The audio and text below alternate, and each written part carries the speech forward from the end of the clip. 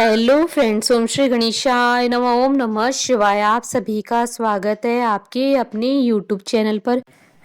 Friends, आज हम आपको इस वीडियो में बताने जा रहे हैं साल 2025 की माघ मास की मासिक शिवरात्रि के शुभ मुहूर्त, निशिता काल पूजन समय, व्रत कथा, महत्व और उपायों के बारे में, साथ ही सोम प्रदोष व्रत के शुभ मुहूर्त के बारे में। फ्रेंड्स, वीडियो शुरू करने से पहले आपसे रिक्वेस्ट है, अगर आप हमारे चैनल पर नए हैं और आपने अभी तक चैनल को सब्सक्राइब नहीं किया है तो प्लीज़ सब्सक्राइब कीजिएगा चैनल को। साथ ही प्रेस कीजिएगा बेल आइकन को, जिससे नए वीडियो से रिलेटेड नोटिफिकेशन आपको तुरंत प्राप्त हो सके। और वीडियो पसंद आने पर वीडियो को लाइक और शेयर जरूर कीजिएगा, ताकि सभी भक्तों को इस वीडियो का लाभ प्राप्त हो सके। और कमेंट बॉक्स में ओम नमः शिवाय जरूर लिखिएगा। हिंदू पंचांग के अनुसार हर माह के कृष्ण पक्ष की चतुर्दशी तिथि को मासिक शिवरात्रि का व्रत रखा जाता है। साल 2025 में माघ मास की कृष्ण पक्ष की चतुर्दशी तिथि 27 जनवरी 2025 सोमवार के दिन है। साथ ही इस दिन सोम प्रदोष व्रत भी है। इस दिन भगवान शिव जी की विधि पूर्वक पूजा की जाती है। शिवरात्रि की पूजा के लिए सुबह से ही भक्तों का तांता शिव मंदिरों में लग जाता है। हालांकि शिवरात्रि की पूजा का मुहूर्त रात्रि पहर में होता है। मासिक शिवरात्रि को भगवान भोलेनाथ को प्रसन्न करके आप अपनी हर मनोकामना को पूरा कर सकते हैं। फ्रेंड्स, अब आइए जानते हैं साल 2025 के माघ मास के सोम प्रदोष व्रत और मासिक शिवरात्रि के शुभ मुहूर्त के बारे में। हिंदू पंचांग के अनुसार साल 2025 में माघ मास का कृष्ण पक्ष का सोम प्रदोष व्रत 27 जनवरी 2025 सोमवार के दिन है। साथ ही इस दिन मासिक शिवरात्रि का व्रत भी रखा जाएगा। माघ कृष्ण त्रयोदशी तिथि प्रारंभ होगी 20 जनवरी 2025 को रात्रि 8:54 पर और माघ कृष्ण त्रयोदशी तिथि का समापन होगा 27 जनवरी 2025 को रात्रि 8:34 पर और प्रदोष काल पूजन का समय रहेगा 27 जनवरी 2025 को शाम 6:05 से रात्रि 8:34 तक। कुल अवधि 2 घंटे 29 मिनट है। फ्रेंड्स, अब ये जानते हैं माघ मास की मासिक शिवरात्रि की शुभ मुहूर्त के बारे में। माघ कृष्ण चतुर्दशी तिथि प्रारंभ होगी 27 जनवरी 2025 को रात्रि 8:34 पर और माघ कृष्ण चतुर्दशी तिथि का समापन होगा 28 जनवरी 2025 को शाम 7:35 पर और निशिता काल पूजन का समय रहेगा रात्रि 12:13 से रात्रि 1:06 तक।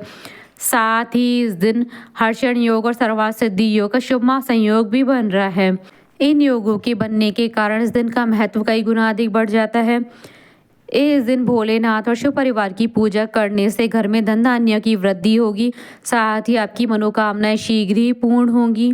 फ्रेंड्स, अब आप हमारे चैनल पर ज्वाइन बटन को दबाकर हमारे चैनल के मेंबर भी बन सकते हैं। हम हमारे चैनल के मेंबर्स की कमेंट्स को टॉप प्रायोरिटी पर रखकर उनका रिप्लाई करते हैं। फ्रेंड्स, अब आइए जानते हैं मासिक शिवरात्रि की पूजन विधि के बारे में। इस दिन सुबह उठकर स्नान करने के बाद भगवान शिव जी की पूजा और व्रत का संकल्प ले भोलेनाथ के आगे दीपक जलाएं।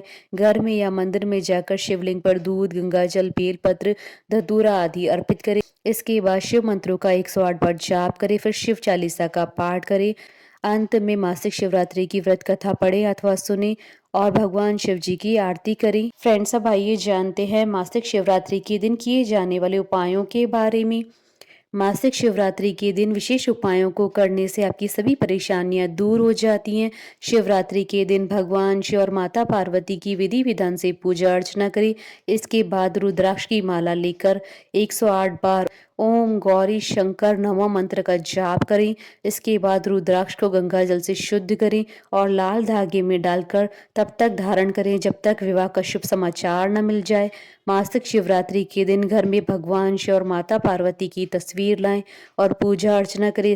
अगर कोई व्यक्ति लंबे समय से बीमार चल रहा है तो 108 बार महामृत्युंजय मंत्रों का जाप करना चाहिए। इस उपाय को मासिक शिवरात्रि के दिन करने से सेहत में सुधार होने लगता है। मासिक शिवरात्रि के दिन भगवान शिव जी को सफ़ेद चीज़ें अर्पित करनी चाहिए। मान्यता है कि इन चीज़ों को अर्पित करने से धन लाभ के अवसर मिलते हैं। अगर आपके विवाह में किसी भी तरह की कोई परेशानी है तो शिवलिंग के सामने बैठकर ओम श्रीं वरप्रदाय श्रीं नमः मंत्रों का जाप करें। इसके साथ ही समय समय पर भगवान शिव जी को 5 नारियल अर्पित करें। इस उपाय को करने से विवाह से जुड़ी परेशानियां दूर हो जाती हैं। मासिक शिवरात्रि के दिन 21 बेलपत्रों पर चंदन से ओम नमः शिवाय लिखकर भगवान भोलेनाथ को अर्पित करें। ऐसा करने से आपकी सभी परेशानियां दूर हो जाएंगी। फ्रेंड्स, अब आइए आरंभ करें मासिक शिवरात्रि की व्रत कथा। पूर्व काल में चित्रभानु नामक एक शिकारी था। जानवरों की हत्या करके वह अपने परिवार को पालता था। वह एक साहूकार का कर्जदार था, लेकिन उसका ऋण समय पर न चुका सका। क्रोधित साहूकार ने शिकारी को शिव मठ में बंदी बना लिया। संयोग से उस दिन भी शिवरात्रि थी। शिकारी ध्यान मग्न होकर शिव संबंधी धार्मिक बातें सुनता रहा। चतुर्दशी को उसने शिवरात्रि व्रत की कथा भी सुनी। शाम होते ही साहूकार ने उसे अपने पास बुलाया और ऋण चुकाने के विषय में बात की। शिकारी अगले दिन सारा ऋण लौटा देने का वचन देकर बंधन से छूट गया। अपनी दिनचर्या की भांति वह जंगल में शिकार के लिए निकला, लेकिन दिन भर बंदीगृह में रहने के कारण भूख प्यास से व्याकुल था। शिकार खोजता हुआ वह बहुत दूर निकल गया था। जब अंधकार हो गया तो उसने विचार किया कि रात जंगल में ही बितानी पड़ेगी। वह वन में एक तालाब के किनारे एक बेल के पेड़ पर चढ़कर रात बीतने का इंतजार करने लगा। बिलपत्र के नीचे शिवलिंग था जो बिलपत्रों से ढका हुआ था। शिकारी को यह पता न चला। पड़ाव बनाते समय उसने जो टहनियां तोड़ी थी वह संयोग से शिवलिंग पर गिरती चली गई। इस प्रकार दिन भर भूखे प्यासे शिकारी का व्रत भी हो गया और शिवलिंग पर बिलपत्र भी चढ़ गए। एक पहर रात्रि बीत जाने पर एक गर्भिणी हिरणी तालाब पर पानी पीने पहुंची। शिकारी ने धनुष तीर चढ़ाकर ज्यों ही प्रत्यंचा खींची। हिरणी बोली, मैं गर्भिणी हूँ, शीघ्र ही प्रसव करूंगी। तुम एक साथ 2 जीवों की हत्या करोगे, जो ठीक नहीं है। मैं बच्चे को जन्म देकर शीघ्र तुम्हारे समक्ष प्रस्तुत हो जाऊंगी, तब मार लेना। शिकारी ने प्रत्यंचा ढीली कर दी और हिरणी जंगली झाड़ियों में लुप्त हो गई। प्रत्यंचा चढ़ाने तथा ढीली करते वक्त कुछ बिलपत्र अनायास ही टूटकर शिवलिंग पर गिर गए। इस प्रकार उससे अनजाने में ही प्रथम पैर का पूजन भी संपन्न हो गया। कुछ देर बाद जब एक और हिरणी उधर से निकली, शिकारी की प्रसन्नता का ठिकाना न रहा। समीप आने पर उसने धनुष पर बाण चढ़ाया। तब उसे देख हिरणी ने विनम्रता पूर्वक निवेदन किया, हे शिकारी, मैं थोड़ी देर पहले ऋतु से निवृत्त हुई हूँ, कामातुर विहरणी हूँ, अपने प्रिय की खोज में भटक रही हूँ। मैं अपने पति से मिलकर शीघ्र ही तुम्हारे पास आ जाऊंगी। शिकारी ने उसे भी जाने दिया। 2 बार शिकार खोकर उसका माथा ठनका। वह चिंता में पड़ गया। रात्रि का आखिरी पहर भी बीत रहा था। इस बार भी धनुष से लगकर कुछ बेलपत्र शिवलिंग पर जा गिरे तथा दूसरे पैर की पूजा भी संपन्न हो गई। तभी एक अन्य हिरणी अपने बच्चों के साथ उधर से निकली। शिकारी के लिए यह स्वर्णिम अवसर था। उसने धनुष पर तीर चढ़ाने में देर न लगाई। वह तीर छोड़ने ही वाला था कि हिरणी बोली, हे शिकारी, मैं इन बच्चों को इनके पिता के हवाले करके लौट आऊंगी। इस समय मुझे मत मारो। शिकारी हंसा और बोला, सामने आए शिकार को छोड़ दूं? मैं ऐसा मूर्ख नहीं हूं। इससे पहले मैं 2 बार अपना शिकार खो चुका हूं। मेरे बच्चे भूख प्यास से व्यग्र हो रहे हैं। उत्तर में हिरणी ने फिर कहा, जैसे तुम्हें अपने बच्चों की ममता सता रही है, ठीक वैसे मुझे भी है। हे शिकारी, मेरा विश्वास करो, मैं इन्हें इनके पिता के पास छोड़कर तुरंत लौटने की प्रतिज्ञा करती हूँ। हिरणी का दुख भरा स्वर सुनकर शिकारी को उस पर दया आ गई। उसने उस मृगी को भी जाने दिया। शिकार के अभाव में तथा भूख प्यास से व्याकुल शिकारी अनजाने में ही बेलपत्र के वृक्ष पर बैठा बेलपत्र तोड़ तोड़ कर नीचे फेंकता जा रहा था। पांव फटने को हो गई और एक एक हष्ट पुष्ट मृग उसी रास्ते पर आ गया। शिकारी ने सोच लिया कि इसका ही शिकार वह अवश्य करेगा। शिकारी की 3 प्रत्यंचा देख मृग विनीत स्वर में बोला, हे शिकारी, यदि तुमने मुझसे पूर्व आने वाली 3 मृगियों तथा छोटे छोटे बच्चों को मार डाला है तो मुझे भी मारने में विलंब न करो, ताकि मुझे उनके वियोग में एक क्षण भी दुख न सहना पड़े।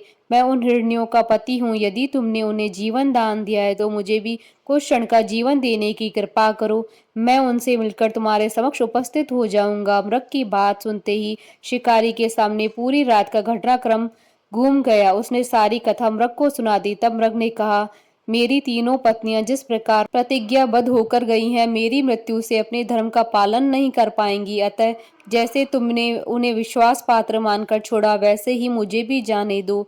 मैं उन सबके साथ तुम्हारे सामने शीघ्र उपस्थित होता हूँ। शिकारी ने उसे जाने दिया। इस प्रकार सुबह हो गई उपवास, रात्रि जागरण तथा शिवलिंग पर बेलपत्र चढ़ाने से अनजाने में ही शिवरात्रि की पूजा पूर्ण हो गई, पर अनजाने में ही की हुई पूजन का परिणाम उसे तत्काल मिला। शिकारी का हिंसक हृदय निर्मल हो गया, उसमें भगवत शक्ति का वास हो गया।